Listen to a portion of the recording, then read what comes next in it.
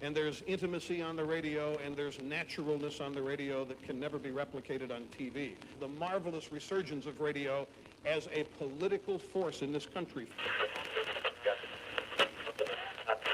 News-related radio programming is evolving.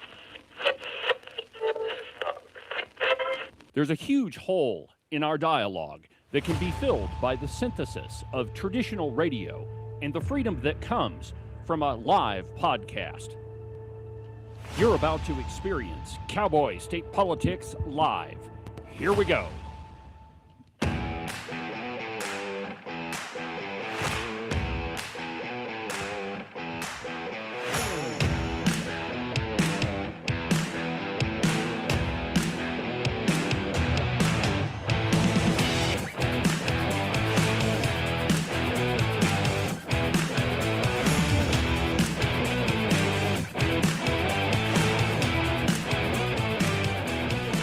Good morning, my friends, and welcome to another tremendous installment from very high above all the voluminously vacuous forms of perfidious Wyoming mainstream media. This is Cowboy State Politics. I, of course, am your illustrious host, David Iverson, firmly ensconced behind the silver Cowboy State Politics microphone and broadcasting to you from the base of the Bighorns at the Cowboy State Politics Studio in Sheridan, Wyoming. Good morning, my friends, and welcome to the program. Happy Thursday. We've got a great show planned for you today. Candidate for the United States House of Representatives, Kevin Christensen, is going to be joining us at the bottom of the first hour. I don't know that much about him. Really, there's only been a couple of pieces written. But we're going to have him on the show here in about 30 minutes and find out who the guy is. So looking forward to that. Also, the Joint Judiciary Committee has decided that now is a good time for an anti-SLAPP bill. You see, it wasn't a good time a couple of months ago during the legislative session. But now, since they can't pass it, and they can ensure that every lawyer's pocketbook could be sufficiently padded until the next legislative session, well, now it's a good time to talk about it. I don't know if it's timing that was the issue or just whose idea it was. No, but it's probably a combination of it. Yeah, there are certain people out there that if you really want to get them to do something, you've got to somehow maneuver them mentally into the state where they believe it's their idea. It's their idea.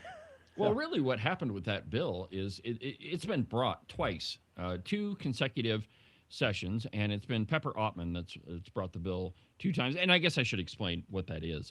So SLAPP stands for Strategic Lawsuit Against Public Participation. And what a SLAPP lawsuit is let's say you're somebody like me, and you publish online or somewhere else, and you say things that other people don't like. And they file a lawsuit against you, even though you're fully within your First Amendment rights to say and write the things that you did. In the Wyoming Constitution, there is a very explicit passage about the freedom of speech. It says the truth is a defense, is the ultimate defense, or something like that. I'll look it up in the break. But SLAPP lawsuits are basically frivolous lawsuits filed against what somebody says. So recently there was one that was rather high profile. J.T. Larson, Cody Riley filed one to try to shut up the PAC the Freedom PAC. Yes. Anyway. So no, that's an example. And that went nowhere. Well, yeah, it Other did get than thrown spending out. a lot of time and money and making people think twice, which is exactly the point before you say something. Which is, that's precisely the point, is to shut people up.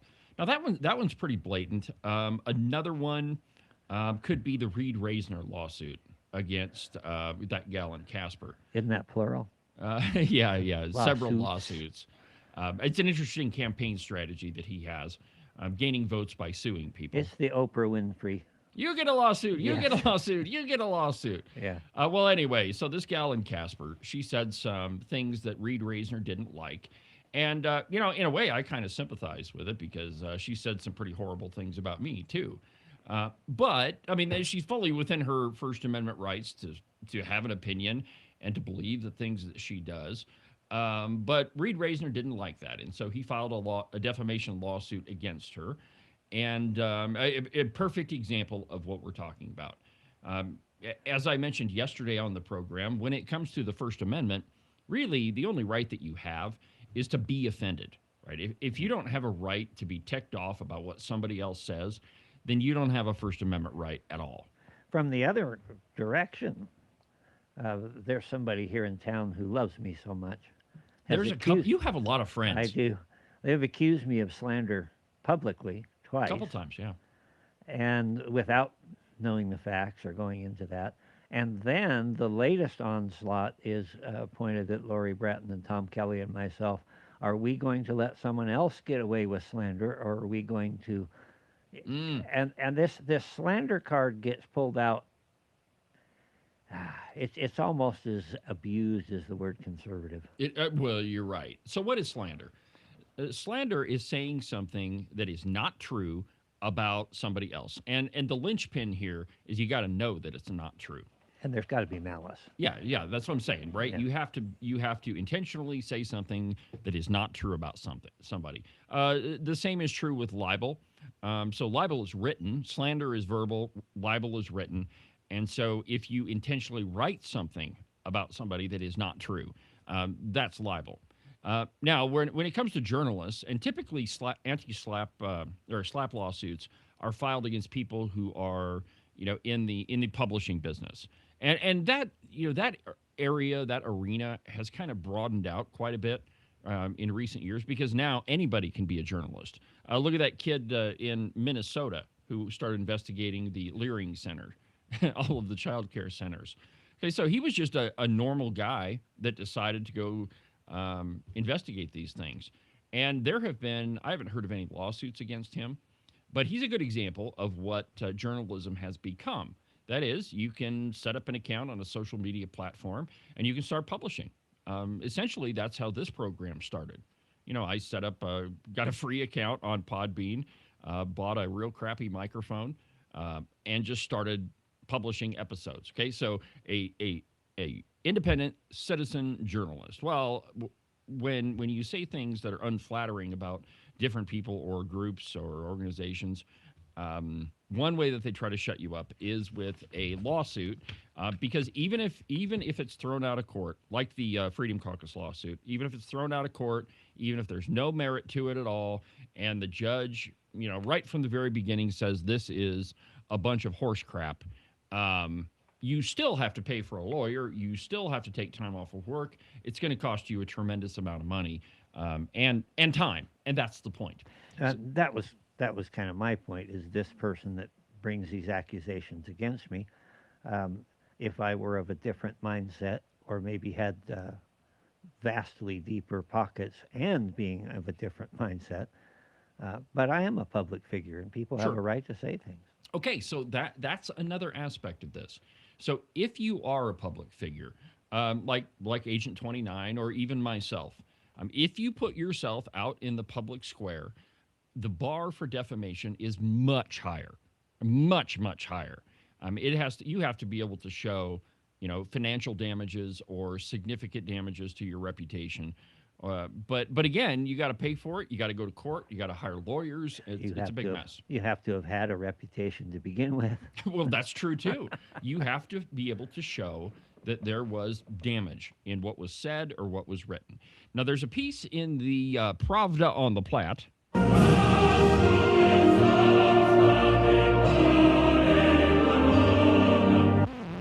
An article entitled "Lawmakers Again Consider Anti-SLAPP Legislation."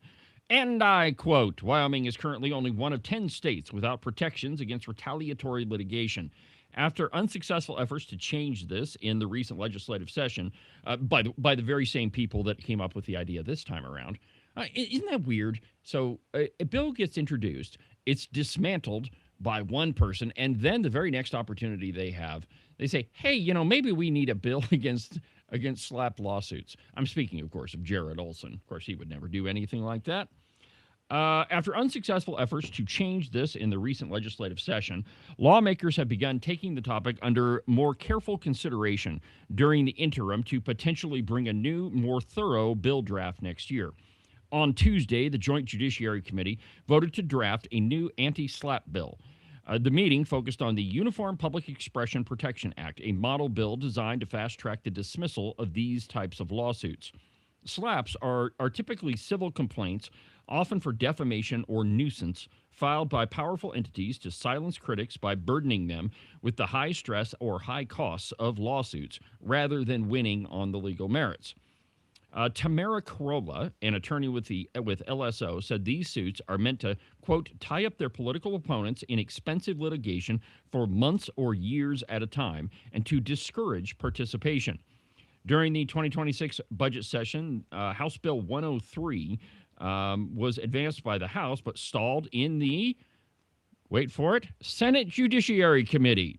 Senator Jared Olson, who co-chairs the Joint Committee, had previously noted that House Bill 103, quote, had too many holes in it and expressed a preference for a more thoroughly vetted piece of legislation. What he means by that is the classic line from Redcoats when they say, this bill isn't ready for prime time. Or, it's just got way too many holes and we've got to work on it. That's your job, is to fix bills that have holes in them. If it is not ready for prime time, it's your job to fix it and make it ready for prime time. Or, I love this one, they get to the floor on first reading, and you have people like Dennis Beitman who say, we could work on this thing all night long, but it just require too many amendments. Seems to me that there's an amendment process in the legislature to where you can fix those things. But of course, they didn't want to do that because the second anti-SLAPP bill was sponsored by a conservative, and that's Pepper Ottman. Yeah. There's also a kick the can game. Let's take this up in the interim where we can really work. Oh, that's the other. And then it never quite passes the muster to be picked up in the interim.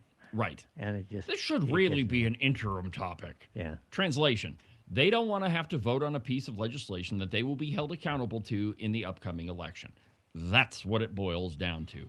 But they don't want to come out and say, I'm totally against this and I want to pad the pockets of lawyers. And so they say, this is such an important topic. This requires way more study, and so we should talk about it in the interim. Yeah. And what they do is they get around it and they don't have to vote on it. Let's see here. The Pravda continues. This Casper resident that I referred to, currently involved in a defamation lawsuit involving Reed Reisner, spoke about the chilling effect of legal pressure. And I quote, "For many Wyoming residents, the cost of defending themselves in court can quickly become financially devastating, even when they ultimately prevail. Citizens should not live in fear that participating in public discourse should financially ruin them." Her testimony echoed the experience of Carrie Cochran. Now, Carrie Cochran's case is a particularly insidious one. She's a Rock Springs mother who spoke during a budget session about the school officials filing groundless stalking orders against her. So what happened with Carrie Cochran is she goes to the school board and she makes a complaint. And she files a FOIA request, if I'm not mistaken, and the school board is just completely non-responsive. I mean, they don't even address her concerns or anything. So she keeps coming back. And then one of the school board members files a stalking complaint against her to keep her from coming to the school board. So not necessarily a lawsuit, but they trumped up a criminal charge to try to prevent her from being critical of the school board. After she advocated for mental health improvements following her son's suicide. So I left that part out. So her son killed himself, and she wanted to get so now it's all come flooding back to me. So after her son committed suicide, she was seeking the release of all of his records from the school. And the school refused to turn over the records of this poor mother's kid. And so she kept coming back to the school board, and that's when they filed the stalking order. So, it's when you are a private citizen and you try to butt up against, your school board or even a legislator or, maybe a political entity, most private citizens do not have the deep pockets enough to take them to court. We're always told, well, you can seek relief in the court. Yeah, if you could afford to hire a lawyer. Most people can't. Yeah, that's one of the problems one of the arguments against the SEPA was everybody's going to be suing. Most people won't, most people can't, but it does give an option. Well, right. And, you can sue for basically anything. And there are a lot of bottom feeding lawyers that will file, any frivolous lawsuit just at the, at the possibility that they could get some fees out of it. But this anti-SLAPP bill, it would prevent that. Let's see what else the Pravda says about this. So additional concerns were raised by Beth Lance, representing the Wyoming Trial Lawyers Association. That's the same group that we've got the audio from, where they were praising the rioters in Minnesota, and they claimed that we live in a democracy, and they hosted Tom Lubnow and Slithers to discuss how evil the Freedom Caucus is. Yeah, those same people, the Wyoming Trial Lawyers Association. They argued during the committee that to clearly define what constitutes, quote, a matter of public concern, and to include specific exemptions for insurance contracts and personal injury cases to ensure that the law isn't, quote, overreaching. Despite the technical hurdles, the committee found consensus on moving forward. Ken Chestick, Democrat from Laramie, who had previously expressed reservations about the breadth of earlier bills, moved the committee toward action. He said, quote, I'd like to make a motion to ask LSO for a draft bill for an anti-SLAPP statute based on what they'd been talking about during the committee, and, of course, applicable to all Wyoming procedures. The committee is also seeking further research on how the proposed law might interact with the state's existing Religious Freedom Restoration Act.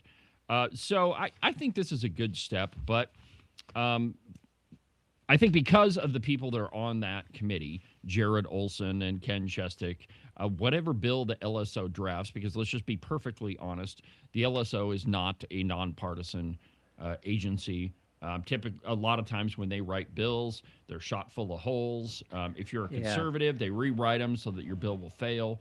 I mean, if they come up with a bill draft, we have to go through it with a fine-tooth comb. That's the other thing that they use the interim for, is let's really study this and let's figure out how we can write a bill that appears to solve the problem so we can take political credit for that, but actually does nothing.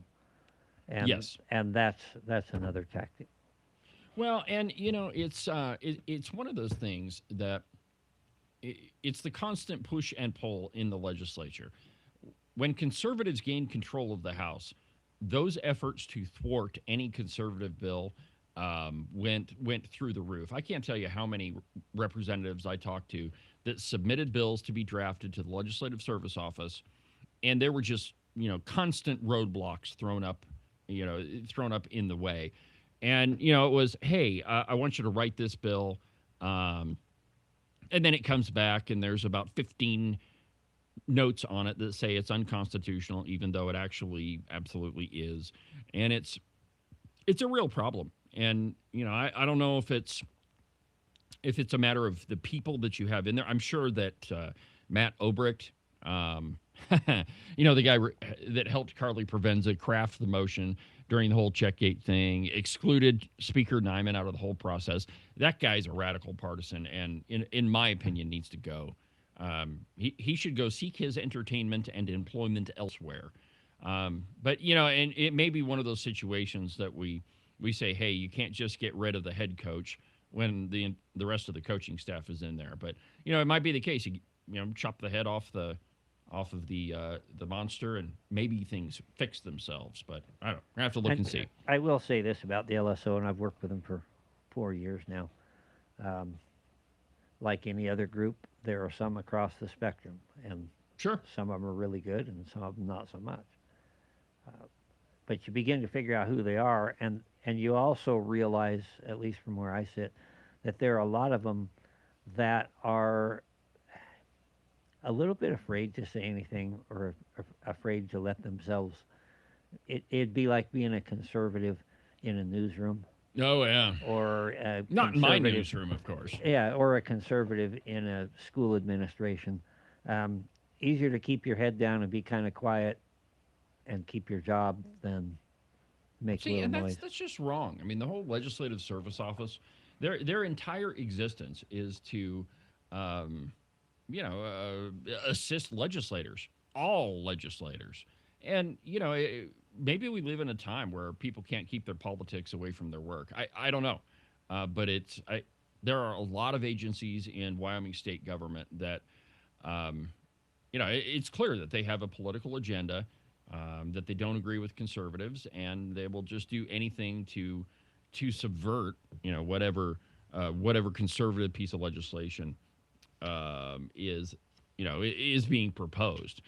All right, so let's see here. What else? We've got about 10 minutes before we're going to talk to Kevin Christensen. There was a story, this is, by the way, this is, you hear me talk about the stack of stuff.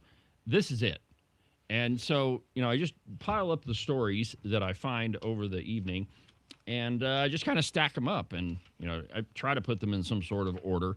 It never works, though, because I come up with an idea like what's happening right now, and I'm like, hey, I want to talk about that story. And the one I'm looking for is about a baseball player. I think you should color code.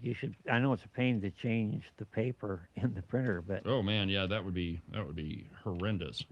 It would make it easier, though. It would save moments like this. All right. Well, I tell you what. Let's go ahead and take a quick break. We'll get set up for our interview, and then we'll continue when we come back. So back in a minute.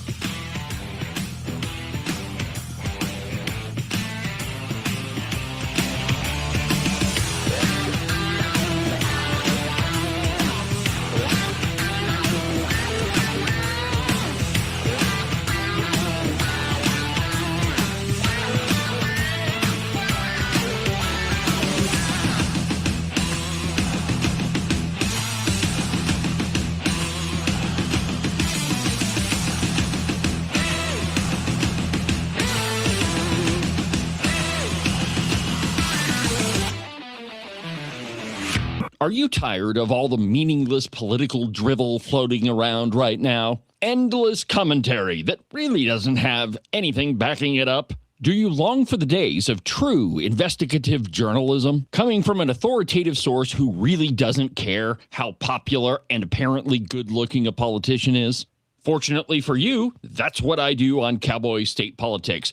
New episodes are published every Monday, Wednesday, and Saturday, and you can get them anywhere that you get your podcasts. iHeartRadio, iTunes, TuneIn, really any of them will work.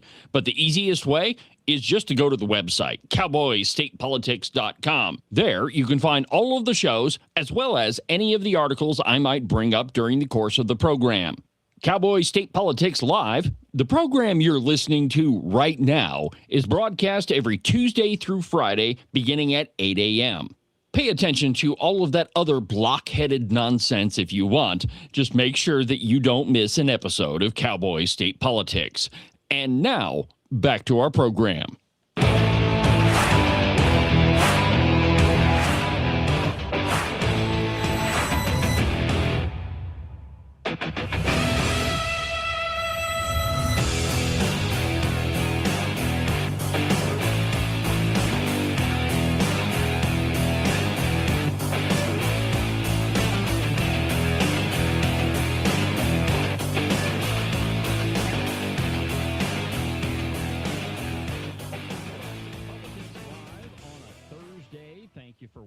Thank you for... There we go. Back up. See, we have to make all these changes when we start an interview, and man, I tell you, it's just way too many buttons. Ken, how do you do it? How do I do it? I try See, not you don't to even think. know. I try not to think, and we stopped doing interviews. No, we're not going to do that. All right. Anyway, welcome back to the program. It's Thursday, and here in just a second, we're going to be joined by Kevin Christensen. He is a candidate for the United States House of Representatives. So, first, Kevin, welcome to the program. Appreciate you taking the time to join us. How are you this morning? Doing great. Thanks for having me. Yeah, of course. So, first question. There's 10 of you guys. So, do you guys have to pick a number or something? Do you stand in a line? How does that all work? I would say that there's a number of us in the race. I think distinct views and positions across that group that make us each individually differentiable. All right, fair enough. Okay, so first thing I ask any new guest on the program is just take a minute or two and tell my audience about yourself. Glad to. Well, I'm Wyoming raised. I grew up in Casper. Eventually, at the University of Wyoming, I got a degree. I got a commission in the United States Army, and I met my wife. We embarked on a 27-year Army career spanning 3 continents and 18 military moves that included 2 combat tours in Iraq. We raised 2 kids along the way, and finished up my military career at the Pentagon as a colonel, where I advised the chairman of the Joint Chiefs and the Deputy Secretary of Defense and worked with members of Congress. After that, I came back here to the great state of Wyoming, where I served as the district manager for the Bureau of Land Management High Plains District, managing about 8 million acres of public land on the east side of the state of Wyoming and the state of Nebraska. And now I'm turning my attention to public service in the United States Congress. All right. Okay. So I guess my first question would be, sounds like you've had an extensive career, 27 years in the military. What possessed you to run for Congress? I mean, I've heard a lot of people, perhaps sometimes even my producers say, God, I don't know who wants this job. I mean, why do you want it? Well, I know after spending 6 years in Washington, D.C., and the traffic there, people say, what on earth would make you want to go back to that? Because we've got a great thing going on here in the great state of Wyoming. For me, it's about wanting to continue my public service. I feel like I have some unique skills. I worked in the laws that affect the state of Wyoming. I know which ones work, and I know which ones are not serving the state well. And I'm passionate about wanting to go to Congress to change some of those laws that I know will have a direct economic benefit for the people in Wyoming. Okay, so let's talk about that economic piece for just a second. So you were in charge of the Bureau of Land Management over the eastern side, and the BLM, man, in other places in the country that's a dirty word, but it's also a dirty one here. It doesn't stand for Black Lives Matter; it stands for the Bureau of Land Management. So, what role did you play in the Buffalo RMP? Buffalo was one of my offices, so I had direct oversight of Buffalo. Yeah, I'm specifically asking about the resource management plan that was put out. Well, the resource management plan, I think you might be referring to coal. I'm a strong advocate for Wyoming coal.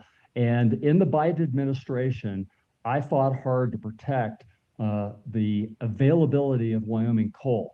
I was appalled, and I felt that it was a legal action when the Biden administration decided that they were going to close off access, not leasing, but availability of Wyoming coal. And normally that would have had my signature on it when that went up and they made the closure of Wyoming coal. I refused to go along with that.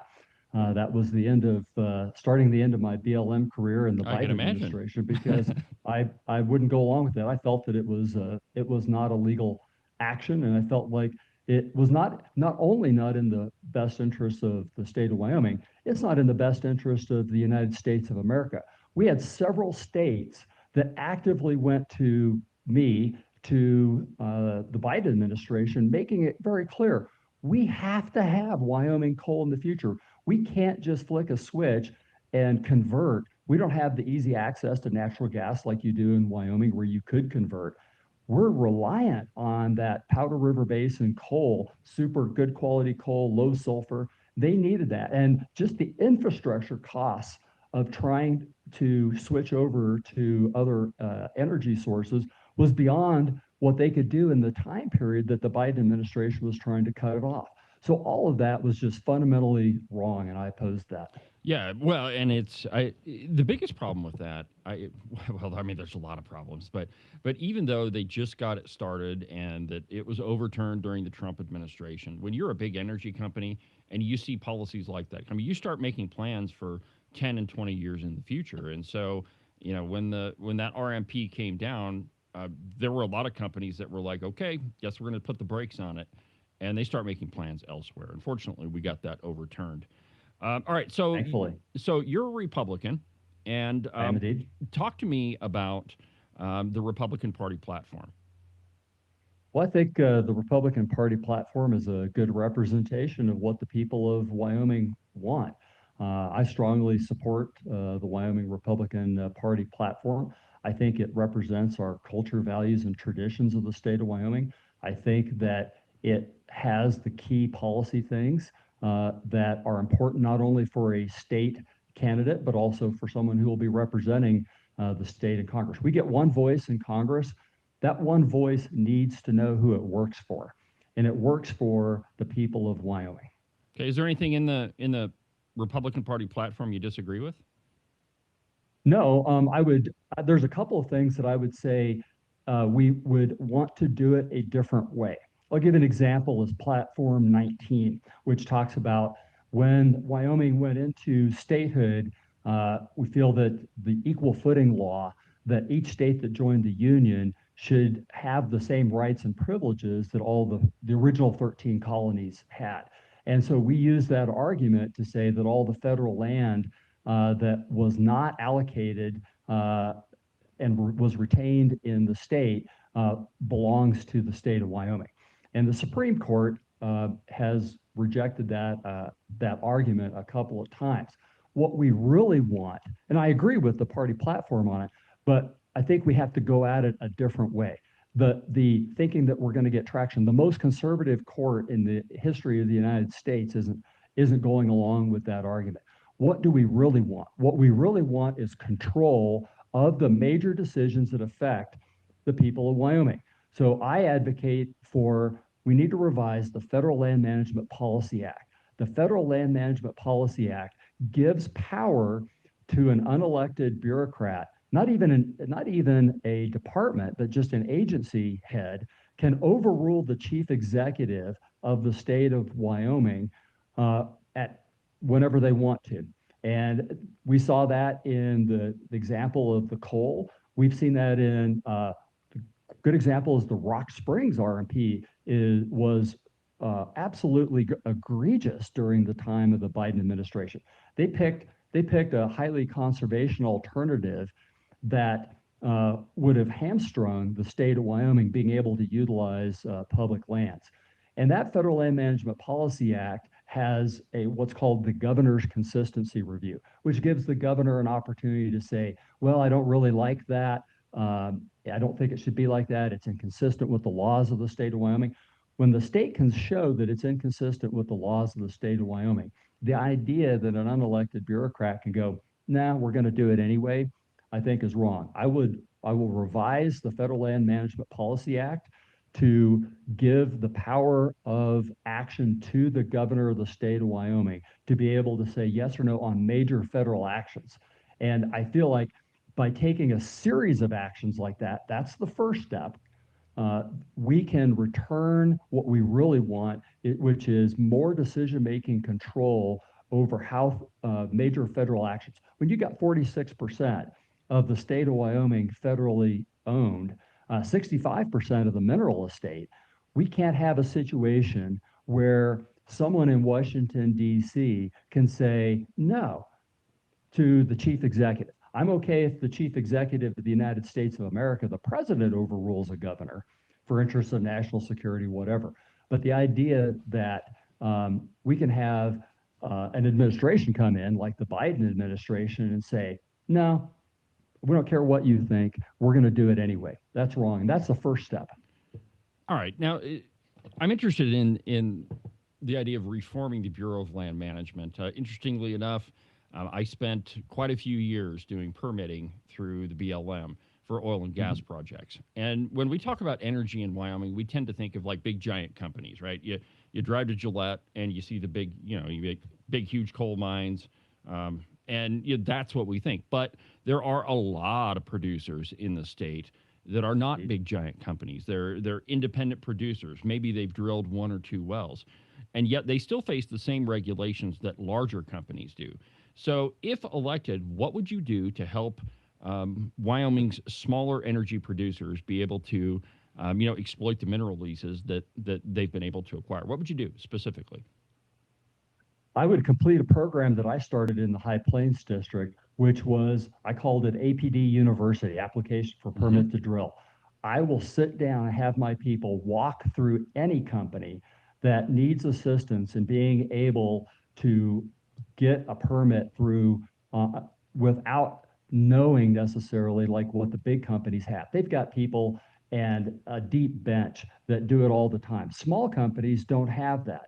And one of the things that I felt that we had to do not only was shorten the permitting time. When I started at the BLM in the Trump 1 administration, the average permitting time was sitting at 150 days from when you submitted an application to when you got an approved APD.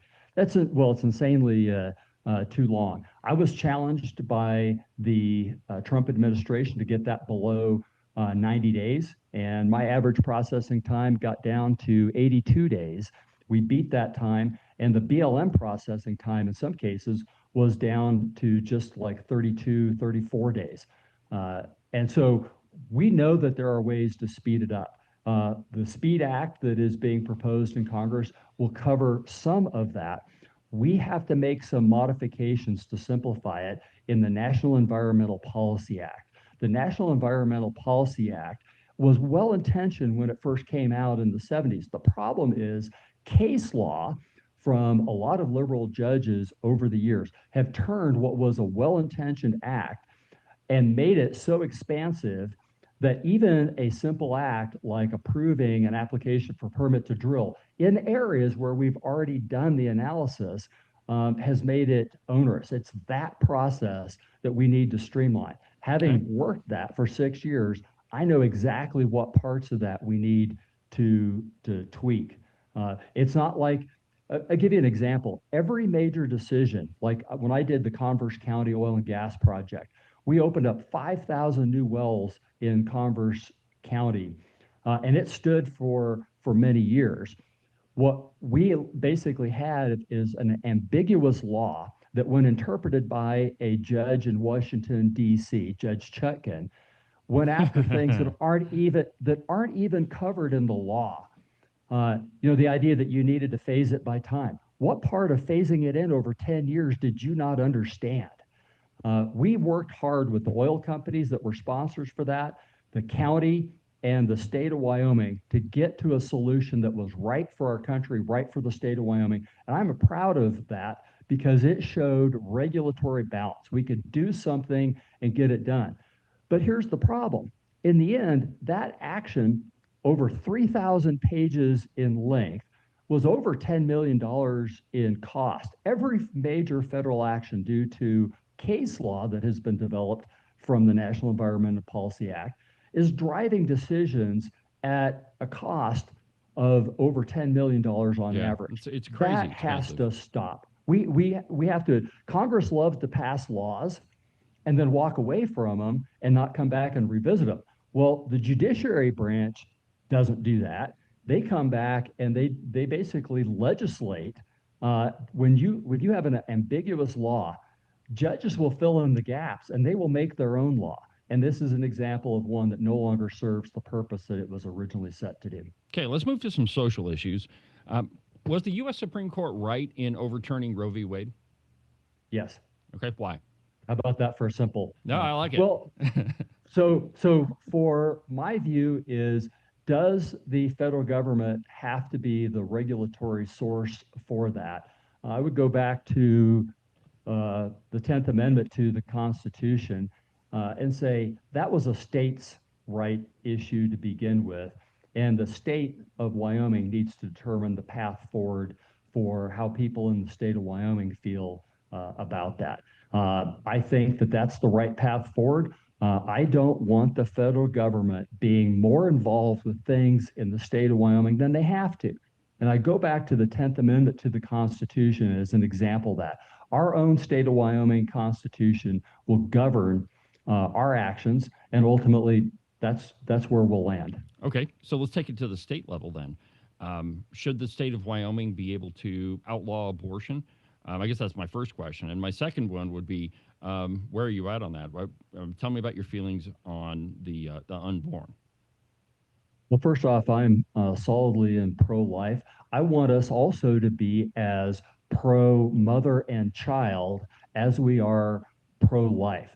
We have to break this cycle that we are in right now, where we've got a hookup culture that has been generated, where there's no accountability for actions. We can see that in a lot of our culture, our movies, our social media. The hookup culture where, well, we'll just deal with it later and we can get an abortion if we get pregnant. Horrendous. No, everything that I despise about abortion is a problem that happens decisions prior to needing an abortion. We've got to break the cycle of the broken family. The broken family leads to a situation where we have young people who don't feel accountability. They don't have the interaction with moms and dads that are providing that accountability. You know, if that had ever happened to me, there would have been hell to pay at the Christensen house right. For doing something like that. It was accountability. Moms and dads have to start with that. No, I'm happy. And so within the state of Wyoming, you know, we need to, well, I suspect in the state of Wyoming, we're going to have to eventually amend. The legislature is going to have to go back and revisit Article 1, Section 34 of the Wyoming State Constitution, which the courts of Wyoming are interpreting to be that abortion is health care. And if abortion is health care. Section 38. Yeah, Section 38, I'm sorry. And that's going to have to be amended. I think that the court is going to look at the Heartbeat Act the same way that they looked at the previous one. Well, it's not a bad attempt at it, but I just think that the courts, I'm guessing that the courts are going to look at it the same way based off the previous decision. Well, and I think that you bring up an important point, both at the federal level and at the state level, of judicial activism. I mean, nowhere in Wyoming law does it say, well, in statute anyway, does it say that abortion is health care. And I think that the biggest problem with that is that the Supreme Court ignored Section C out of Article 1, Section 38. And that's the one that says that the legislature can determine proper restrictions on whatever that right is. And so I guess that leads me to another question. There's a lot of calls nationwide to reform the court system. You know, we've got a lot of activist judges. Lord knows the Trump administration has had, God, I don't know how many lawsuits filed against it, injunctions. I mean, it's a huge list. So in your estimation, if you're successful, what should be done to reform our legal system, or should it be reformed? It absolutely has to be reformed. We have activist judges who, I mean, imagine if you had a job where once appointed, you get it for life and you had no accountability for your actions. You could legislate from the bench, you could be an activist, and there wouldn't be accountability. So there's three things in judicial accountability that I want to see take place. The first is tenure. I think that while Alexander Hamilton advocated back in the Federalist Papers in the day that we needed to appoint our judges for life, and that stuck, it's time to have a reasonable term limit for judges. It's also clear that we need age limits. We've had federal judges in their 90s who refuse to leave the bench. The other is jurisdictional reform. We need to have jurisdictional reform where the action where it is taken is where that action will be heard. For example, the Converse County oil and gas project should have been heard in Wyoming District Court. Who knows oil and gas, who routinely rules on that when you have liberal special interest groups who go shopping for their favorite judge. Coal activists go to Judge Morris in Montana, and oil and gas activists can find liberal judges. What does Washington, D.C.? There's no oil and gas development in Washington, D.C. What's a judge there saying, that's my case? So we have to, those are the three things that I feel like we have to rule on. In the House of Representatives, by Constitution, we are the branch of government who has the accountability over the judicial. When we have judges that are continuously ruling outside of the rule of law, they're being activists and they're legislating from the bench. It is time to call them out bring them accountable to the House of Representatives, and consider whether they meet the criteria for staying in office. Yeah, I absolutely agree with you. So let's talk about my favorite subject, things that go boom. There are a lot of states across the country that have various and sundry restrictions on firearms. If you're successful, what would you do to support our Second Amendment rights? What would you do to fix that problem of patchwork firearm laws? Well, therein lies one of the most important issues, I think, of our age. I believe in constitutional carry. Here in Wyoming, that is our rule. How is that not the rule for all 50 states? It either is or it isn't. I feel like we have to push for constitutional carry in all states. I carry, and when I go back to visit family, my daughter's going to school in Virginia. I take my pistol with me and a copy of the Constitution, and I feel that that is a right that everyone who is an American citizen has. And how is it that another state can come along and go, well, in our state, it's you got to have a permit, or you can't carry that kind. Right. If you have a rifle, you can't have a flash suppressor. Where does that come from? What's the legal basis for coming up with that? In Congress, it's time for us to put out what the rule of the law is for the entire country. Yeah, well, I couldn't agree more with you. I mean, it's the Second Amendment is pretty clear. It says shall not be infringed, and I mean that's what it means. All right, one last question for you. So, if you're successful, you're going to be one of 435 people, which means that really not going to have all that much influence, but you still have the ability to file legislation. What are the top three things that you're going to do real quick when you get to Congress? First off would be congressional accountability. I feel that it's time for Congress to have term limits.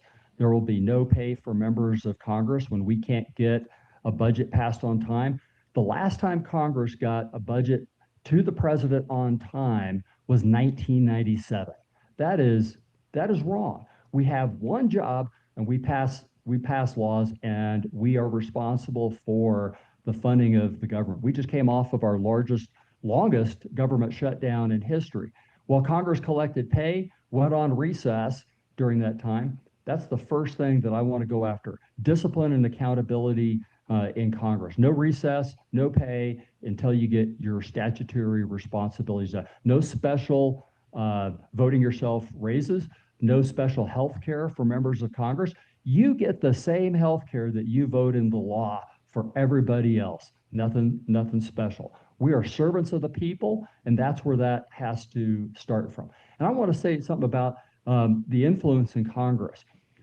I learned through leadership in combat and leading large organizations that it takes coalitions to get things done. One voice with the right leadership can absolutely make a difference for our state. We get one voice in the House of Representatives. It needs to be a loud voice. It needs to be a voice that knows who it works for, and it needs to be advocating and being willing, like some of our great politicians in Wyoming from the past, like an Alan Simpson, for example, who was willing to build coalitions with people who were like-minded on an issue, not necessarily ideologically on everything, but on that issue, who else is with me on this? We build strong bipartisan. We can't keep having Congress where with a slim majority, we come back to Wyoming and we say, well, we really couldn't get anything done because, the other side is pure evil. Well, not all of them are. There are people on certain issues that we can work with, and we need to build super majorities by issues. And I think that's all about leadership. So congressional reform, federal government, the executive branch reform, and I previously mentioned the judicial reform. Those are the three things that have direct impact on the economy and the people of Wyoming, and that's what I want to jump into. Okay, great. So I do have one more question. There's about 27 people running for that one seat in Congress. Okay, so there's only 11 if you count the Democrat. Why should Wyoming citizens choose you over the other 10? Well, I say it comes down to proven leadership. I'm the only one who knows the laws that affect the state of Wyoming, who's worked those laws, who has experience with oil and gas and with coal. And I know exactly from day one what needs to happen to make an immediate impact. I also know who I work for. Others have said, I'll go there to do whatever President Trump wants. Well, generally aligned with President Trump. I'm going to go to the House of Representatives for the agenda of the state of Wyoming. People electing me will know who I work for, and that's the people of Wyoming. Okay, great. Well, if people want to get a hold of you, how do they do that? Well, the best way you can find out more about me at Christensen2026.org. That's Christensen 2026.org. All right. Well, Kevin, I appreciate the time this morning. Good luck in your race, and I'm sure as the election goes on, we'll talk again. Thanks for your time this morning. I look forward to it. Thank you. Appreciate it. All right. So that was Kevin Christensen, candidate for the United States House of Representatives. I got to tell you, generally speaking, I liked what he was saying. Seems to be pretty on point. However, I don't know. Ken, what did you think? Any ideas? I didn't hear anything that set off great alarm bells. I liked a lot of what he had to say. The one question I might have interjected would be, if someone else wins, are you still willing to go in and help them to make the reforms that you spoke of? It seems to me that he's very, very knowledgeable about the BLM aspects and yeah, that really surprised me. I didn't know that about him. And whoever wins could enjoy that expertise, and whoever wins is also going to need to have a, even at the state level, you got to have a list of people that you can call on that have a little bit of background. And that I would like to know, is there a willingness there to participate in someone else's office? Well, being the director for an entire district, I mean, there's a ton of stuff that he oversaw. And, and like I said, other states have BLM problems that are slightly different, but one of the big problems in Wyoming is the Bureau of Land Management, because they have such a stranglehold on the economy. One little policy change could take the time it takes to get a project permitted from, 120 days to 240 days. And so, I mean, I really appreciated his comments there. But anyway, yet another candidate running for the House of Representatives. And just to let my audience know, I'm working on several different interviews, and we're going to have, hopefully by the end, we'll have everybody interviewed, even if we can convince the Democrat to sit in, which shouldn't be that difficult. Let's go ahead and take our second break, and when we come back, we'll continue with the program.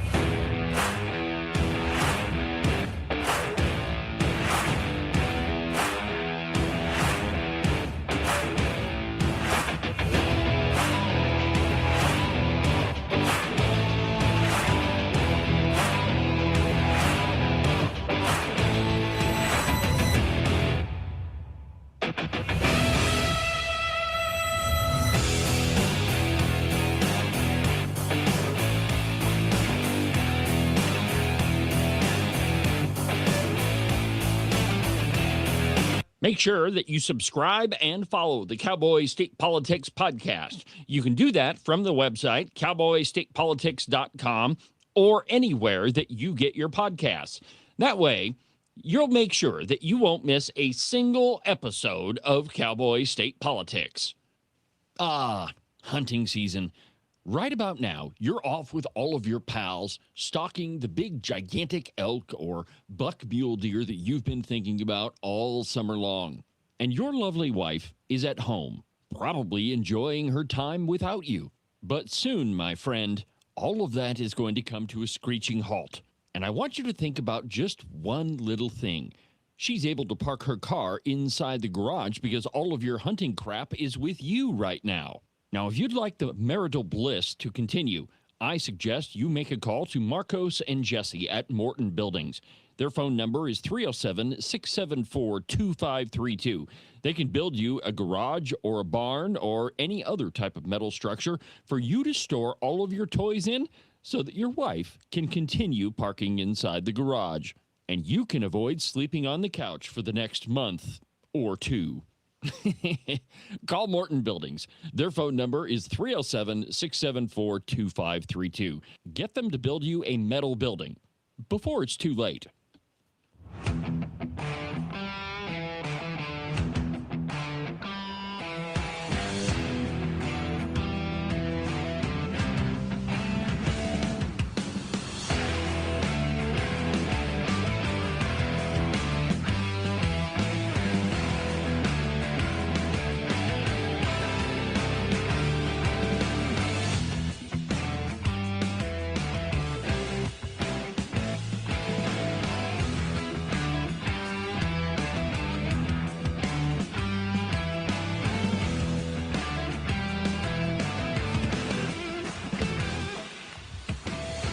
Welcome back to the program, Cowboy State Politics Live. I'm David Iverson, documented to be almost always right, just about all over the time. I mean, well, 99.9% of the time, but I mean, really, who's counting?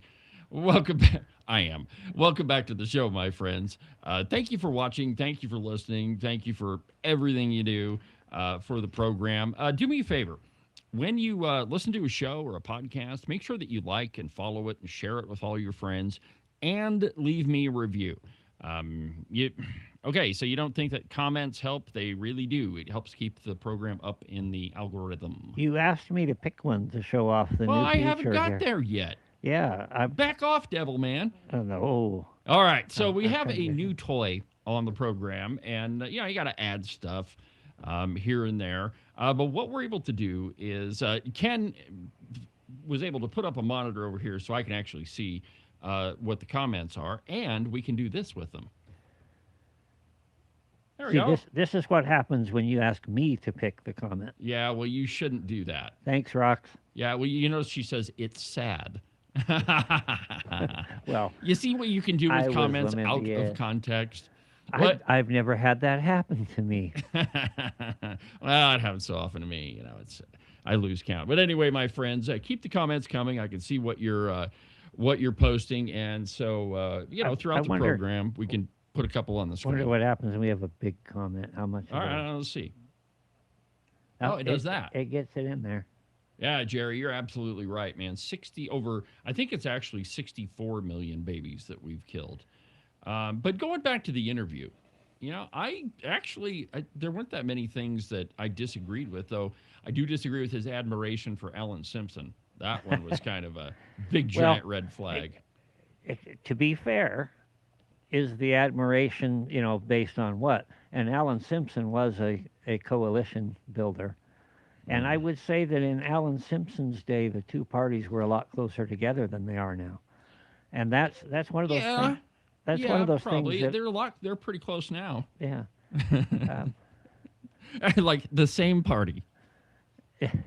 No, I'm talking about both sides of the aisle, and I've built some. I wouldn't say built some coalitions, but I've worked with the other side on occasion. But it seems like we get to, is it black or is it white? And there's just less gray area all the time. Well, and I don't know that. I don't really know that there is, a lot of consensus on either side. I think you have one group of people on the right that are, very adamant in what they believe, and then you have the left coasts of everything, and they're just absolute wackos. Well, take the abortion issue, for example. There are those that, the middle of it says we don't want abortions or they should be rare, but they start laying all these exceptions in there. Yeah, most of those are ridiculous. And anyway. And there are those like you and I would say there's no exceptions on the other one, and the other one says we need an abortion up until the time and maybe even post delivery. Well, if the kid gets to be 18 and has now dissatisfied you or inconvenienced you. Well, where does it end? Well, and that's the hideous part of this whole thing. With all of the Wyoming Supreme Court rulings recently, basically we have the same restrictions on abortion that North Korea does, which is terrifying when you I mean, when you actually think about it, how could the state of Wyoming allow abortion almost up to the moment of birth? I mean, we have activist judges. I mean, yeah, absolutely. That's how. Yeah. All right. So let's move on. And we got another comment from Susan. And actually, Susan, you're right on the money. We're going to be talking about the gas tax here. So we've been heard calls from members of Congress and the president that maybe they're going to suspend the gas tax. And there's a piece in the Pravda entitled "Suspending the Gas Tax is a Bad Idea." I don't think that it is. In fact, I think that we probably ought to get rid of it for a number of reasons. But here's what the Pravda says, and I quote, "As gas prices continue to rise, ending or suspending the federal fuel tax is a popular idea on both ends of the political spectrum. Both progressive Democrat Senate candidate actual Nazi, Graham Plattner. Well, I shouldn't say that. He did have a Nazi tattoo, which I suppose if you're going to tattoo that on your body, that might be pretty good evidence. But anyway, and President Donald Trump have called for the end to the gas tax. While we understand the crush of rising fuel prices, ending the gas tax is a bad idea. Fuel taxes are largely used to fund road and bridge projects. Without that money, fewer of these projects will get funded, and it will take longer to complete them. That means longer commutes, more wear and tear on your vehicle, and likely more crashes. Federal fuel taxes are 18.4 cents per gallon for gasoline and 24.4 cents per gallon for diesel. Eliminating these taxes will reduce fuel costs, but other costs could quickly eat into those savings. So here's my position on this. We are taxed enough already, and I think our government spends like drunken sailors, that none of this money really actually goes to where it's intended. And most of it goes into the general fund. And often you don't see your tax dollars that are meant to go for specific things actually go to those things. Let me give you, and this is slightly different because this is a state issue, but let me give you a great example. Right down the street from the studio, you'll find the ugliest flower garden you've ever seen. The flower pot, we call it. The Sheridan County Commissioner spent like $2.3 million on building this dumb flower garden. And part of it was slightly north of $700,000 worth of GPET money that was specifically allocated for roads and bridges. So the irony being, they took money meant for roads and bridges and used it to remove a road and build the flower pot. My point is that often these tax dollars get spent in places where they were never intended to. And we are on such a spending spree that any way that we can constrain the ability of the federal government or the state government, for that matter, to spend on things that are superfluous, I think it's a good idea. Now, roads and bridges absolutely are necessary, and maybe, just maybe, if our elected officials would actually fix the roads and bridges, then maybe we could talk about more money for them. But they're not even fixing what they have right now. So why should we give them more money? Well, I think you've swerved into the real issue, and the real issue is accountability. The idea of a fuel tax as a way to pay for roads and bridges makes a lot of sense to me, because it's the people that use them that end up paying them. Mm-hmm. And so I happen to like the fuel tax. What I don't like is the fact that there's very little accountability, and we don't know exactly where the monies are going, and a lot of money is wasted in the meantime. So those are all different issues. As for the suspension of the gas tax, that leads into something a little bit more philosophical where I sit. And I don't actually advocate that. Might be the only time I've ever really disagreed with you or Brent Bien, or, well, and the only time I disagreed with Trump. But and they're all talking about this. And the reason is, what caused it. I think the conflict had a large factor in it. I believe that it's exacerbated by some other things. Well, that's the point. That's where I was actually going next. But and you and I were talking about this a little bit before we got on the air. People need to feel the effects of war. Nobody hates war more than a combat veteran. And if you're going to say we're going to go to war, that's what we need to do. Mm-hmm. And the idea that we make it palatable by saying, well, you really won't feel it, we'll just suspend the gas tax and we'll go there, that makes it easier to do. I think an executive would find it much more difficult to send troops into combat. Now, that I agree with, Ken. Well, you better, because I'm right. I mean, before we got on the air, the essential part of the conversation is, look, we've made war to where it's palatable. Now maybe we don't have also very profitable. Well, yeah, it's always been very profitable, but now maybe you don't have to send 20,000 troops, but you can perpetrate a war from 3,000 miles away with a joystick and a computer screen. And that allows you to be more willing to go to war. And I think that should be the last resort. But I want to touch on one of those things that you mentioned, Ken, that the rise in fuel prices is partly a result of what's happening in the Strait of Hormuz. You've got a jillion gallons of oil that's floating out there in the water, and it's not being brought to market. So, of course, I don't know that there's a shortage, but of course, there's less available now than there was a couple of months ago, which the oil market is, I think it's way too reactionary, but it does function on supply and demand. Yeah, there's supply and demand. There's also the opportunistic idea that's there, where there's the perception that we must be short on oil, and therefore people are less resistant. A lot of it is speculation and futures markets, and it's a lot more complicated than I'm making it out to be. But I don't think that it's. Let me put it this way: last year, the federal government brought in more tax money than it ever had before. More money flowed into Washington, D.C. than ever before. And, of course, we spent more money than really we have before. And don't kid yourself. Both Republicans and Democrats are spending McSpendersons, and Trump is definitely one of them. And so, don't think that just because our guy is in office that he's, curtailing spending. He's really not. During his first administration, he spent a lot of money, too. My point is that somehow, we've got to pull the reins back on government spending. And, the gas tax, I don't think that that's going to have that much of an effect. We're talking about, 18 cents a gallon-ish. Instead of $4.50 a gallon, it would drop to, in the 4.30s. I can't do math this early in the morning. But I really don't think that it's going to have that much of an effect. However, if given a chance to eliminate a tax, we should do that, because Americans are already taxed enough. The federal government has way too much of your money, and I really don't think that they need any more of it. Nor does the state, by the way. Yeah, so I don't disagree with what I think you're trying to say. There's a lot of factors in there, obviously.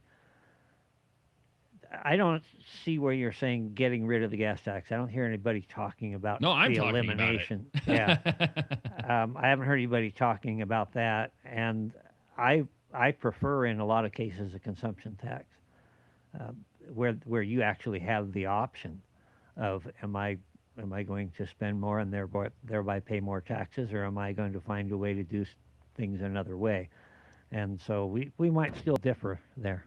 Well, I'm sure, but the older I get, the more taxes I pay, the more I become of the opinion that any chance we have to reduce taxes, we should absolutely take it. Which is why initially, if you remember correctly, I was not in favor of the People's Initiative. I am now.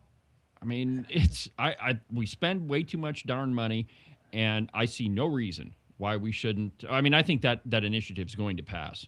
I don't think if you put a ballot in front of anybody that says, would you like a 50% tax reduction? And I don't know what the language of the initiative is going to be. Holy moly, that was loud. I think it's going to pass. And it should. Cheyenne spends way too much money.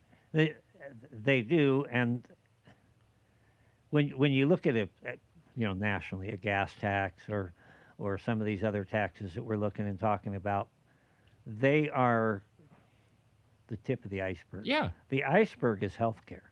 Absolutely it is. And there's the problem. And we can do what we want and whittle around the edges and maybe feel good about reducing a little bit of taxation here.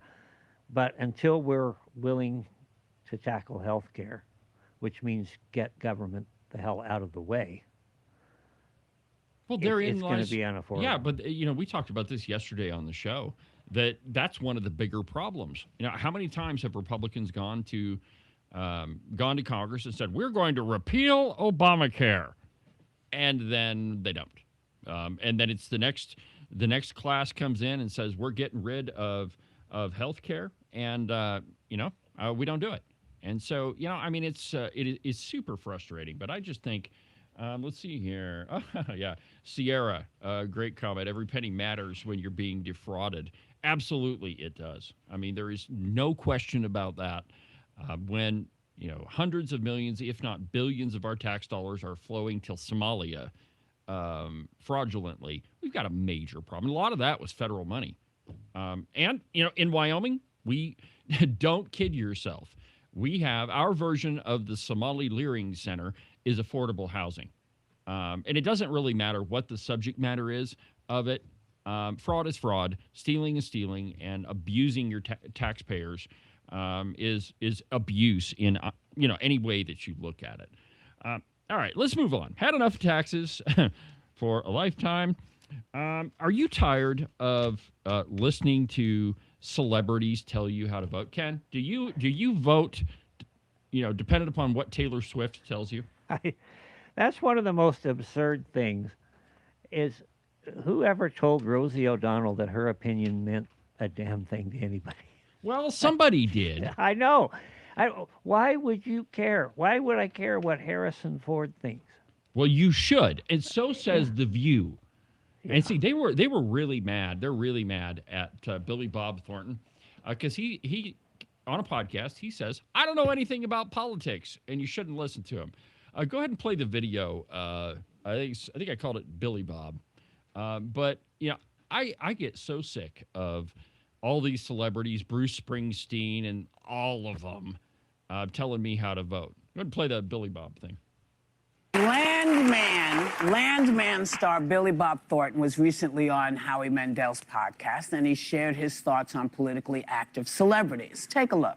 I'm not really big on, like, at award shows, all of a sudden start talking about saving the Badgers and stuff. It's like you'll get your, like Ricky Gervais said, it's like, get your little award and off, Right. I don't know anything about politics. I have no idea. I mean, and the stuff that I believe about it, I don't want to force it down somebody else's throat because I'm not an expert on that. Okay, all right, hit all pause. right. Yeah. Okay, so in just a second, you're going to hear their reaction to it. But I appreciate that. I like Billy Bob Thornton as an actor. I really like his show Landman. Have you watched Landman, Ken? I have watched a little of it, and not my kind of thing. Okay, fair enough. I can see the attractiveness of it, but there are certain things that are glorified that I don't need to see or watch. I get it. Yeah. I get it. You got mad at me for all my Sydney Sweeney ads. I'm kind of a prude in that way. But I think what Billy Bob Thornton is referring to is if you watch the show, there are scenes in where you can clearly see what his politics are. There's one scene where they're talking about windmills, and he's standing there with this liberal lawyer, and he looks up and he says, "See that windmill right there?" He says, "Do you think that's a good thing?" And she says, "Well, yeah." And he goes, "Well, let me tell you what it does. The only reason it's there is to power this well right here. And the only thing that is going to be lasting is, oil and gas." And he doesn't mention coal. Well, maybe he does, but in the whole thing, he's like, "Look, it is oil and gas and coal that run this country. All of this renewable energy, it's all bull crap." And of course, I'm paraphrasing here, but you can clearly hear his politics in the show. Now, maybe you might argue that you watch a show not to hear politics, but hey, at least Billy Bob Thornton isn't getting on the stage in front of 10,000 people with a microphone telling you how to vote. Okay, now let's play the reaction from The View. Do we have to? Yes, we have to. Go ahead and hit play. Imagine bragging about how uninformed you are. Yeah. You know? Well, I think he's saying more, it's like, I'm not an expert, so my opinion. No, I don't know anything about politics. You're an American citizen. Don't you watch the Well, news? I would say Don't you that read the paper? I do think the civic participation, our vote is a privilege that so many have died for and fought for, that to be participating in our political structure, you need to inform yourself enough to vote. I don't think that every celebrity needs to scream from the mountaintop what their thoughts are, because I'd much rather see them march door to door and recruit people voting in your local government, helping people. No, but they have an influence. I mean, Springsteen right now and Robert De Niro. Big audiences. No, they have. And so does, wait a minute, so does John Voight and Kid Rock. Okay? No, they have. All right, enough of this. That's my problem with this format. Is there's no sort of civil debate. There's no sort of a discussion. No. It's talking over each other. It's yelling at each other. And it's a bunch of people who don't know their head from a hole in the ground. Absolutely. And it's really, I cannot fathom how people, but I know they do. I've worked in people's homes and they've had this stuff on for hours. Well, yeah, and there's a lot of people that this is their source of news. And it's not. It's wild opinion. And I mean, I've got another piece that we'll get to in a little bit. But I think really what they're irritated in is that there is one of their own, Billy Bob Thornton, who's just saying, look, I don't want to shove my beliefs down somebody's throat. And I respect that. Now, that happens to be what I do for a living. But there again, I try really hard not to tell you how to vote. I do try to explain who people are. I have guests on the show like this Christensen fellow. I quite liked what he had to say. Now, we'll see if, later on in the campaign, if he sticks with that. But you could say the same about all candidates. But I try really hard not to tell you, hey, vote for this person. In fact, on yesterday's podcast, I played a political ad. And I stopped it and I said, okay, now's a good time for my little spiel. I don't endorse people. I think you're smart enough to make up your own decisions. And you don't need me telling you that who to vote for. What you really need is a Washington, D.C. overlord. I do, yes. Yeah. I do need an overlord telling me what to say. And if I ever find one, I'll turn them your way. Well, I mean, it's, I'm not, we got to have somebody texting us every 10 seconds on how to vote. Speaking of things that I was watching, watched the Rangers game last night. By the way, just give you kind of a heads up for next week. We will not have a program on Tuesday because the lovely Christine and I are taking dear old dad to Denver to watch my Rangers hopefully beat the crap out of the last place Rockies. And I mean, I know, not a very tall order. Yeah, what glory is there in that? We just get it's to like see going them to watch the Harlem Globetrotters and hope they win. Well, yeah, but the last time the Rangers were in town, they got beat, swept, actually. It was really, really depressing. But anyway, we're going to take dear old dad to Denver and watch the Texas Rangers play Colorado, and so we won't have a program next Tuesday. But last night, they had a great finish to the baseball game. Go ahead and play it. I think it's just called Rangers. 2-pitch, runner goes, there's a swing, that ball's hit well down the left field line, and that one is off the wall, and caroms over the head of Waldschmidt. Young scores, Duran to second. It's a one-run game in the ninth. Winning run on. There's a swing and a line drive, that's a base hit! Here comes Duran, and this game is tied! Jansen the hitter, and he hits it down the line! Base hit! Here comes Osuna, and the Rangers have their first walk-off of the year! See, I told you, isn't it exciting? Danny Jansen! Now, the truth is, it would be more exciting if my Texas Rangers had a little bit better record. But they do have a better record than what the Pravda on the Platte is reporting. Maybe you should take the Master Chief to the Avs game. Well, maybe so. I don't know if he's a hockey fan. I would have to ask him. Well, it's not every day that I'm not going to get into hockey. It's just saying, if you're into hockey right now, the Avs are the hottest thing on ice. Okay, now, to the Wyoming media. The Pravda on the Platte is, I mean, they're getting back into political reporting for quite a while. They weren't, they'd kind of just focused on sports, but it seems that they can't even get that done right. So this morning, every morning, I look through a variety of different so-called news platforms just to see, what they're talking about. Maybe there's something to bring to the show. And I looked at this morning's Pravda on the Platte. And go ahead and put my screen up there, Ken. Aha. Okay. So on the left, you have the baseball standings that is reported in the Pravda on the Platte this morning. And if you go to, you can't see my mouse, but on the top half of the baseball standing, you can look down and see where it says Texas.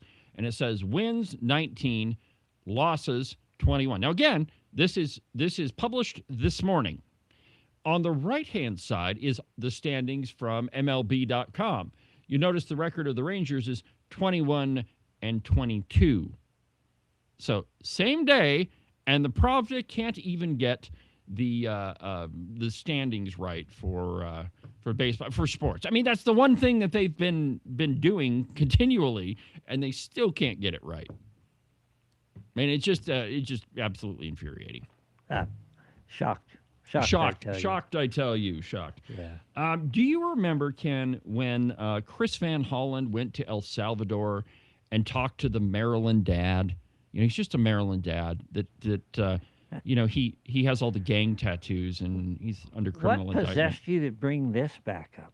Well, actually, there's a pretty good video of Kash Patel in front of I can't remember what committee he's in front of, but anyway, they're trying to accuse Kash Patel of being a drunk. And, I mean, there's been lots of reports of that. And Chris Van Hollen, he's grilling Kash Patel, and, he tries to get him to admit that he's a drunk. Now, go ahead and play the video. I think it's called Cash or I can't remember what I called it. I have one called Crockett. No, that's not it. Here, I'll tell you. Hold on just a second. Hold on. I don't think I have what you want. Maybe. No, I think it's called The View. Go ahead and play that one. This is the other. Oh, I thought that was one we'd already watched. We have to watch that again? Yes. Yes. I know. I mean, I have to torture you to see exactly the value of Cowboy state politics. I need a couple days off, I think. Yeah, well, you take enough of them.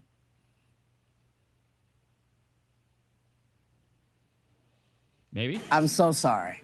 Kash Patel was in the hot seat yesterday at a Senate budget hearing over reports from The Atlantic that he was excessively drinking on the job. Take a look. So there have been no occasions when your security detail had difficulty waking or locating you, is that right?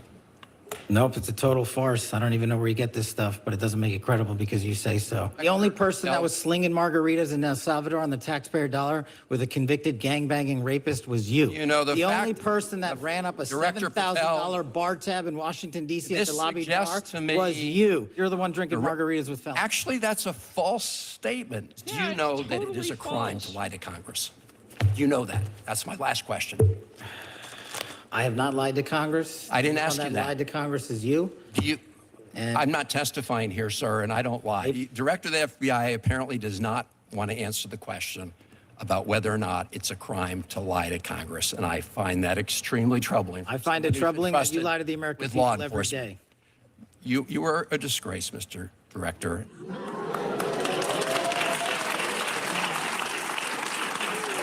So, of course, Kash Patel denies all the allegations, but The Atlantic is standing by their reporting. All right. Well, so what kind of... Okay. So, of course, Chris Van Hollen, he is a bastion of credible information. But, he never sat down to have margaritas with a serial gangbanger in El Salvador, because that guy was just a Maryland dad. That's all he was, really. Go ahead and show him this picture, because correct me if I'm wrong, but it looks like those are margaritas. Weird, huh? So you fly all the way down to South America. It's probably just a glass of water. Yeah, with a salted rim. Yes, I'm sure that's what it is. Yeah, it has a pretty cherry on top of it. You see, you can't trust anything that these Democrats say. I mean, it is all gotcha politics, and none of them really want to discuss any sort of policy. Look at the hat he's wearing, Kansas City Chiefs hat. You know, isn't he just your suburbanite dad? Can't trust him. Kansas City Chiefs hat. Well, exactly right. You know, he's definitely, if not a gangbanger, he's definitely in league with the referees. Absolutely true. There's another piece. Let's see here. What do we want to? Where do I want to go next? Okay, let's do this one. So, recently I've been listening to more podcasts, and I don't know. I mean, you would think that the amount of content that we put out on Cowboy State politics, that I would have enough of podcasts by the time I'm, by the time I'm done with the show. But actually, I have to, take a step back too. And so when I'm traveling, which over the last couple of weeks I've done a lot of, I just try to find a podcast and listen to it. And one of the more popular guys right now is this really dangerous fellow called Hassan Piker. Have you heard of him? No, thankfully. Yeah, well, you're probably better for it. Hassan Piker is related to a guy named Cenk Uygur of CNN fame. He famously got fired from CNN for being the radical that he is. But there's a piece out by Glenn Beck talking about this. Wait a minute. CNN fired fired somebody for being a radical. Yep. Wow. Yeah, it was pretty crazy. And so, and I thank you for stopping me there, because now that Cenk Uygur guy, he has a program called the Young Turks, okay, online platform, and this Hassan Piker guy is related to him, but he is also a radical Islamist. So he said some things like, and I quote, "It doesn't matter if effing rapes happened on October 7th. Like, that doesn't change the dynamic for me. The Palestinian resistance is not perfect." Or he's also said that I would vote for Hamas over Israel every single time. So this guy's saying some really inflammatory stuff. And he's become very popular with the left. And he probably, I'm sure you haven't seen some of the stuff that he's put out there, but I try to keep up on all this other social media stuff that's happening. No, I haven't seen it because I don't care. Well, you probably don't. But here's what Beck says about him, like the real danger of this guy. Quote, Hassan Piker, the radical left's favorite influencer, who's been campaigning for the Democrat Party to take a massive step left, is uniquely dangerous. He's not dangerous because he's a socialist. America has survived the radicals and angry college kids carrying Marx in one hand and a Che poster in the other. That's really not new. He's dangerous to the Republic because he commands a massive audience and he uses it to normalize moral confusion. When millions of young people are taught that America is uniquely evil, that Western civilization is inherently illegitimate, that democratic systems deserve humiliation and collapse, and that China and communism offer a better path, it matters. Piker is one of the largest political streamers in the Western world, not some anonymous voice screaming into the void. Millions regularly turn into his streams to imbibe his entire moral framework.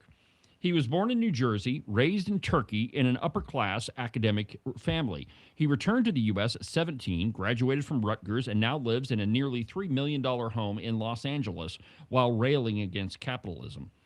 He's the nephew of Cenk Uygur, the founder of the Young Turks, and has adopted a similar line of nihilism about U.S. foreign policy, the American experiment, and, of course, the existence of the nation of Israel. Piker praises and excuses groups like Hamas, Hezbollah, the Houthis, and China, not because he's an Islamist, but because he's an atheist leftist. He is the red part of the modern red-green alliance who thinks Marxists and Islamists share a common enemy, the liberal democratic order, and especially the American-led system. Now, the reason I bring this up is that there are a number of, we'll just call them influencers, online. You can put into this column Tucker Carlson, to some degree, Megyn Kelly, Candace Owens. There's a whole bunch of them. And to be perfectly honest, I was a fan of Tucker Carlson for a really long time. I used to DVR his shows. But there is a real lurch to the left in in a lot of these groups. Now, this Hassan Piker guy, he is not quite on the level of Joe Rogan, but he's very, very close. So he has a gigantic audience, and he is the guy that says that tries to convince you that America shouldn't exist, that we're an empire, that the state of Israel shouldn't exist. And the trouble is that because most people get their information from social media, and to some degree, you could make that argument about this show, but at least I bring you, I quote my sources and try to lead you down the road where you can find this information on your own. But we've got a real development in this country of social media influencing. Now, during the last campaign, Kamala Harris spent a tremendous amount of money on social media influencers, and we see how effective they were. But just think about the trends of young people. And a lot of these folks, like this Hassan Piker guy, are very popular. I mean, they've got huge audiences. So the question is, how do those of us on the right combat all this leftism that is coming from the likes of Piker? And, I think you can throw Tucker Carlson in there too.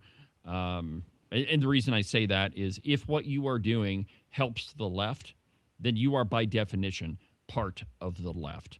And that's exactly what they're doing. I mean, when you're saying that, America is an empire that needs to be struck down, that we need to do away with the state of Israel, you're by definition right there. So the question is, what do we do? How do we get young people to see that those influences that they're watching are really kind of destructive? And the only solution that I can come up with is we have to educate them. Okay, so how do you do that? Well, it has to be more programs like this one.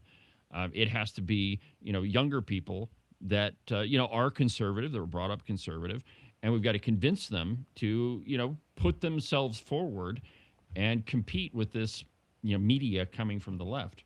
We met a young lady while we were in Jackson.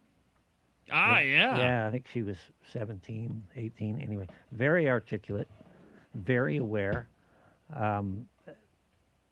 It is so encouraging to see young people like that who are coming out and getting involved and want to be more involved.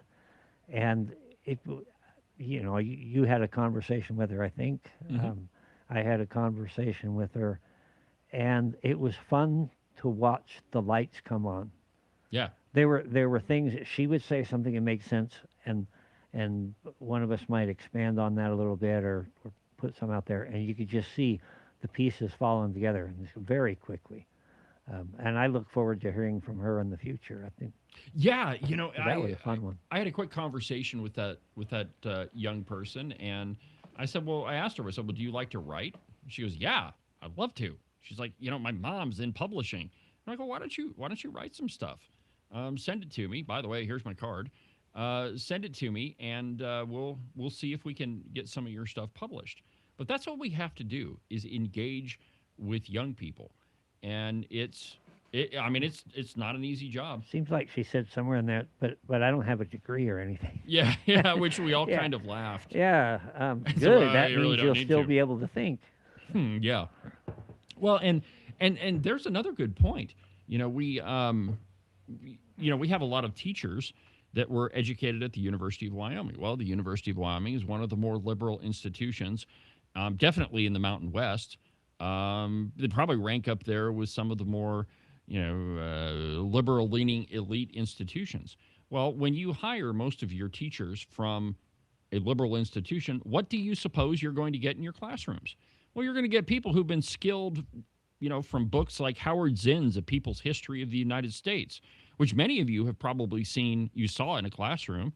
Many of you probably read it.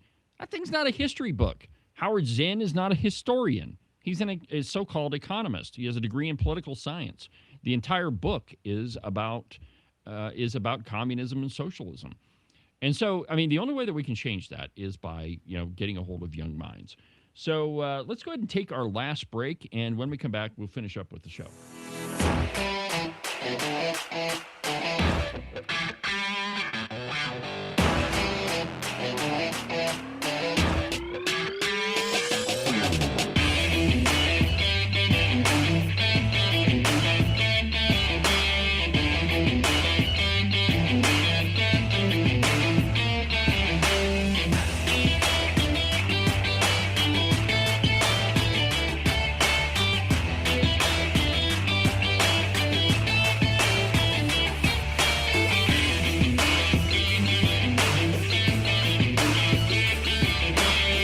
Yeah, I know.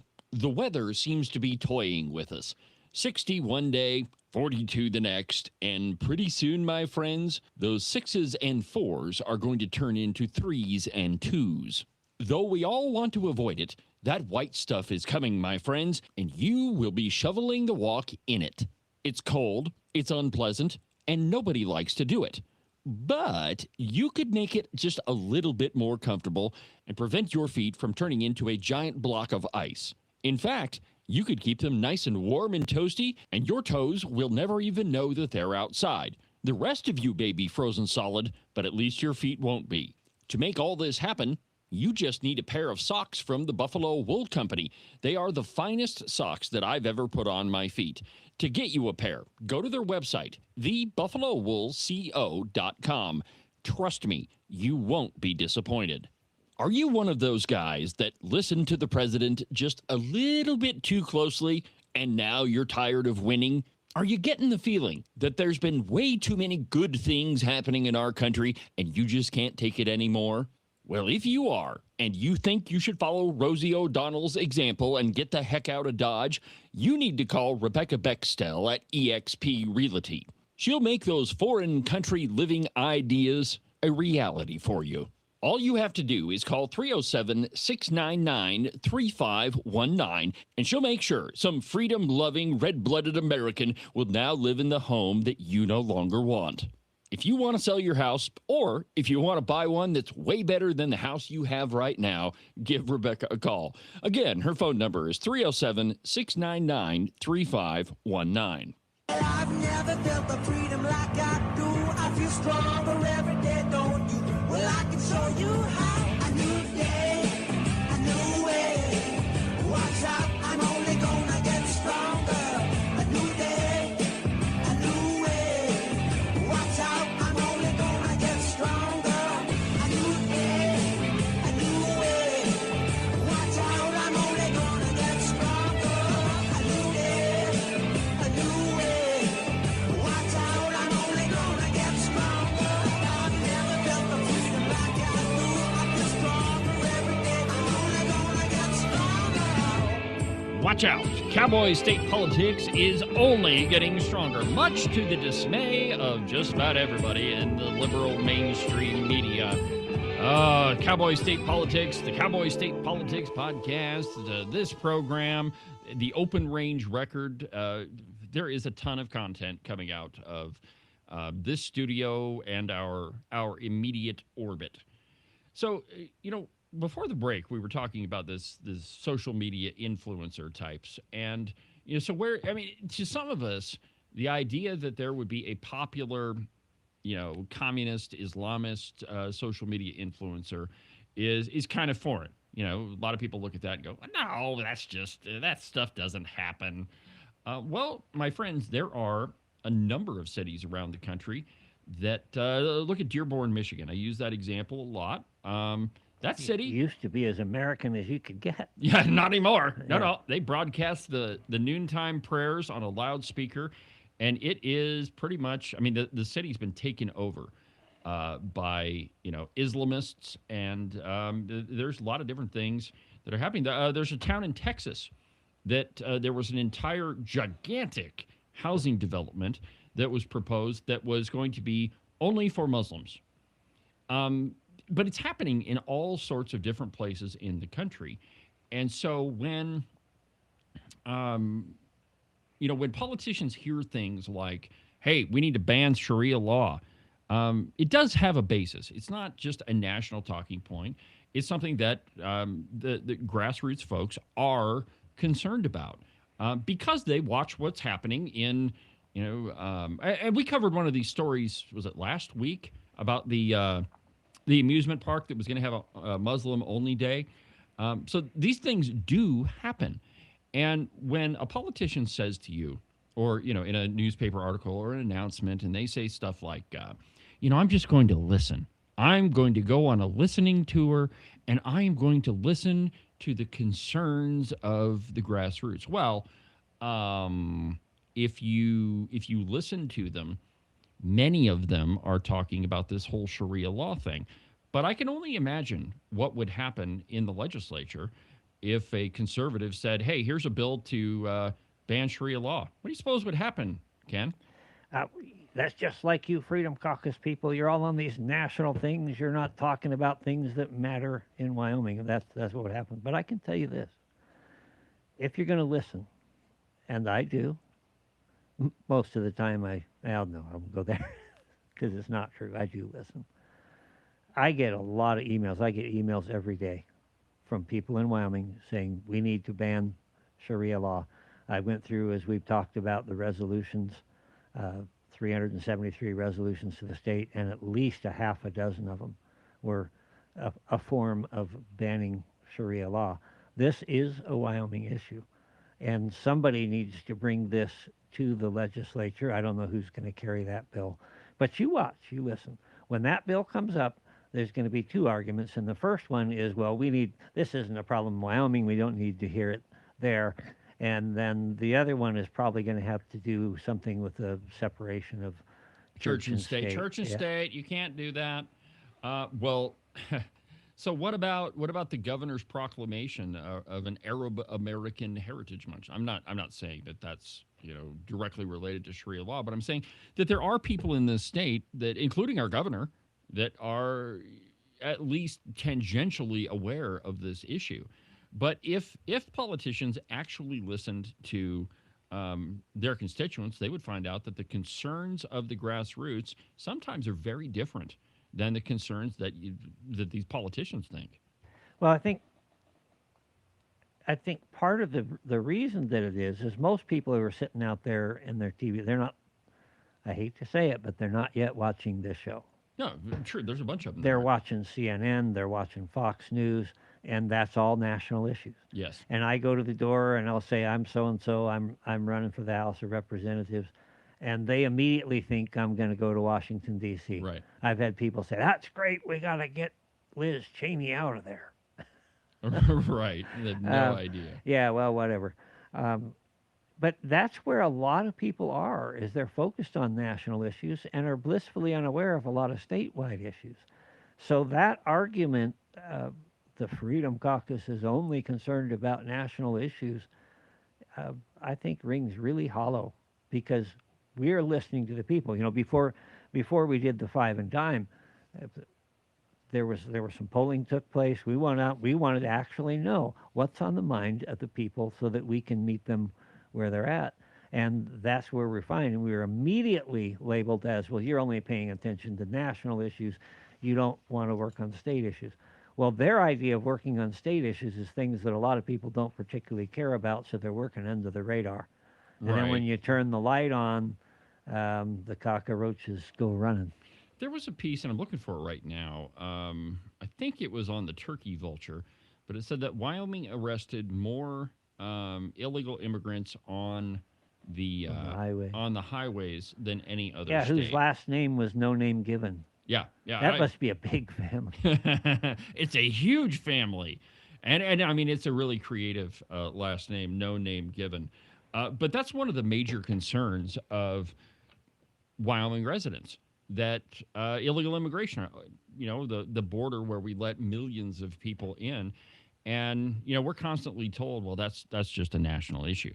Well, no, when you have every community in Wyoming being influenced to some degree or another by illegal immigration, that's an issue that people see. There was a time, Ken, here in Sheridan where, man, for like every other week, you would see something in the police blotter that was, illegal alien or immigration enforcement or something to that effect. I remember when they were trying to steal ATM machines. That was maybe last winter. Turns out it was somebody that was in the country illegally. So that's another issue that touches like every Wyoming community. But if you bring that up in the legislature, think about your driver's license bill. Yeah. How much pushback did you get on that? So I'm going to watch me act like a real politician and pivot away from that. Of course, that's what you would do. These leaky borders are particularly a Wyoming issue because Wyoming is energy. Look at the weaknesses in the electrical grid, for example. So if you wanted to commit terrorist acts, and cripple the country. Wyoming would have to be one of the top places on your list. If you can do something to oil and gas production, which, wide open spaces, very few people around, and a population that is primarily mind your own business, don't worry about what's happening next door. Wyoming is susceptible to terrorism in a way that few places are. Well, and I mean, for a number of reasons. But when, the majority of the country's energy comes from, or I shouldn't say a majority, but a large percentage. Here we go. Here's that piece right here. It was in the Pravda on the Platte. Laramie County Sheriff's Office topped nation in immigration arrests during April operation. Let me just give you the opening paragraphs of it here. During a week-long period last month, the Laramie County Sheriff's Office had the greatest number of immigration arrests in the country of any local or state law enforcement agency certified to enforce immigration. Between April 17th and the 23rd, the Laramie County Sheriff's Office made 53 immigration arrests through its task force model agreement with ICE. During that week, the Florida Highway Patrol and Oklahoma Department of Public Safety trailed the Laramie County Sheriff's Office with 31 and 27 arrests, respectively. 46 of the arrests that week coincided with a publicized traffic operation that Brian Kozak dubbed Truck Around and Find Out. Brian Kozak, the same person that announced an investigation on Facebook. Yeah, he is entertaining. He's the same person that put advertisements up, billboards up, trying to draw highway patrolmen and other officers out of Colorado. Yeah. You want to come to where we actually follow the law. So he's entertaining, even if I have some issues with him at times. Yeah, big issues. Maybe he should stay away from Facebook and other people's cell phones. But if you are arresting more people in Wyoming than in any other state, I think that's a pretty good argument that the state has a problem with illegal immigration. And so, again, when those bills get introduced down in Cheyenne, the immediate reaction is, "Oh, this really isn't a problem here. We don't need to do that." And it's completely disingenuous. I mean, it is, it's an absolute lie. We do have a problem, obviously. And if the Pravda on the Platte is reporting it, the problem is probably much worse. And so, a lot of these issues, if candidates actually were listening to the grassroots, they would find out that indeed a lot of these national issues are on the minds of Wyoming citizens to a great degree. So here's the piece I was looking for earlier on in the program. And this one, you just got to shake your head at it. But it's from The Blaze. Listen to the title. San Diego Padres pitcher self-deports back to Mexico after responding to ridiculous Facebook ad. And I quote, "A promising pitcher with Major League Baseball's San Diego Padres was caught committing an immigration crime in Arizona. Humberto Cruz, a 19-year-old prospect from Monterrey, Mexico, is now listed as restricted on his official minor league page after deporting back to Mexico, filing a criminal complaint last October." So you are a pitcher in Major League Baseball, an opportunity that a fraction of 1% of young children would dream of having. Every boy that's on a Babe Ruth baseball league thinks that they're going to the major leagues, and that would be a dream come true for them. Especially if you're your ticket out of your hellhole home. Yeah, especially if that's your way out. But all young boys and girls think that they're going to be professional athletes, and this guy had the golden ticket, the Willy Wonka golden ticket of a lifetime, and he got himself involved in an illegal immigration or committing illegal immigration crimes. Listen to this part. Cruz was previously listed as the Padres' fifth most promising prospects in official rankings, the New York Post reported, but has seemingly been removed from the list at the time of this publishing. On October 28th, Cruz was spotted by Border Patrol agents in a 2020 BMW with a Mexican license plate near Lukeville, Arizona, a small town on the border. Cruz was first seen with one male occupant inside, and then an hour later was observed to have multiple passengers. Despite legally entering the U.S. through Phoenix, Cruz allegedly had 2 illegal aliens from Mexico in his vehicle, one of whom had been deported just 4 days earlier. The baseball pitcher allegedly said he was offered $1,000 for each pickup and that the locations were provided to him through an unknown contact by the phone.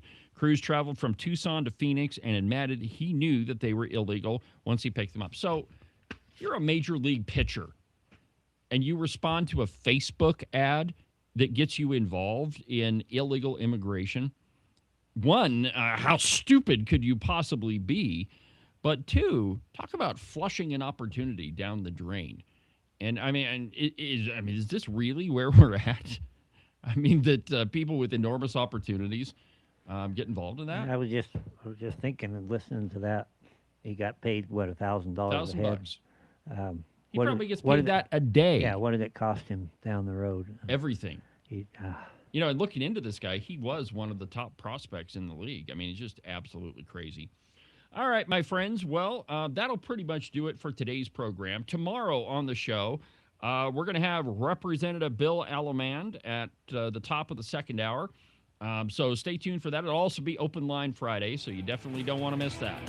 From the base of the Bighorns, I'm David Iverson, and this is Cowboy